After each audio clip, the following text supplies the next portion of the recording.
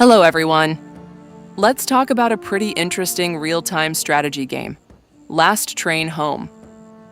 It's an engaging, though far from perfect, title that blends tactical strategy, survival with base management, and RPG elements. The game has a solid atmosphere. You can really feel the weight of a long journey through cold, war-torn wastelands of a civil war, moving toward a long-awaited ship. The soundtrack does a great job reinforcing that mood. The story is mostly linear. Occasionally, you're given choices that affect the fate of certain characters. Nothing groundbreaking, but the narrative is engaging enough to keep you moving forward. The game features a global map with railway tracks along which your train travels. There are stops, points of interest, story missions, shops, stations, and so on. The train only moves forward, but you can stop it and send a squad to investigate locations. Often this leads to short text-based events, where outcomes depend on character traits and some randomness. Sometimes these events trigger interesting dialogues or unlock side quests. Both side and main missions work similarly. You send a squad, a location loads, and the game shifts into real-time tactical combat. These tactical missions feel dynamic, although mechanically they're fairly simple. It's essentially real-time tactics with pause. You control your squad and eliminate enemies. Maps are usually quite large, and aside from the main objective, you can encounter local side activities like defending positions, capturing points, destroying depots, or gathering resources. Combat itself is basically real-time shootouts where positioning and cover decide the outcome. There's a pause feature, so you can issue commands if things get too hectic in real time. In practice, it often comes down to securing cover faster than the enemy and letting your characters mow down fairly dumb opponents. The main threats are grenades, but those are easily handled by focusing fire on enemy grenadiers. Variety comes from different weapons, character skills, and terrain. There's also stealth, though it's quite simplified. Enemies don't react to bodies and quickly forget your presence, so a couple of well-leveled scouts can clear most maps without taking losses.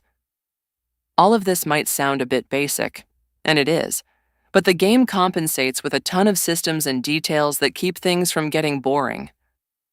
You can upgrade the train, with each carriage having its own upgrade paths tied to resources.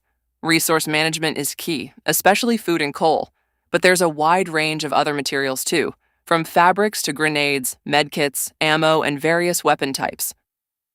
Characters can level up, with 4 combat and 4 non-combat classes.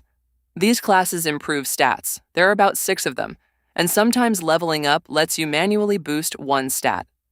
These attributes affect everything from cooking and repairing the train to grenade range and shooting accuracy. Classes also unlock passive and active abilities. Up to 4 can be equipped per character.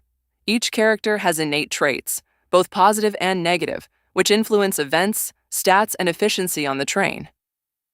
On the train, there are different roles that need to be filled: keeping it running, preparing food, treating the sick, and even operating a cannon during missions. Characters also have morale, health, and fatigue. Fatigue drains during work and missions, so you'll often assign different characters to day and night shifts to avoid burnout. There are items and 5 weapon types: pistols, short rifles, long rifles, machine guns, and sniper rifles. Each weapon type has 3 tiers. Characters can bring class-specific weapons, ammo, and items like smoke or explosive grenades, healing items, mines, and even sleeping agents for stealth. Now add to that the fact that you'll be managing over 30 characters, assigning roles, choosing classes, organizing shifts, and things can get overwhelming. The developers clearly tried to streamline the interface, but only partially succeeded. Your head will spin, and for the first third of the game, you'll barely understand what's going on. At the same time, the game isn't particularly difficult. Even on the highest difficulty, truly challenging moments are rare. If you complete most side quests, you'll have plenty of resources by the second half, and by the end, your fully upgraded storage will actually start overflowing. Overall, the game turned out pretty solid. Sometimes overloaded, sometimes overly simplified. The budget clearly wasn't huge, but the ambition was. Some things work well, others don't, and some just feel unfinished. Still, as a complete package, Last Train Home deserves a positive verdict. It's atmospheric, it's engaging, and if you're into this kind of setting, it's definitely worth checking out. That's all from me. Don't forget to subscribe. Thank you for watching. Play good games, stay healthy, and may peaceful skies always be above your head.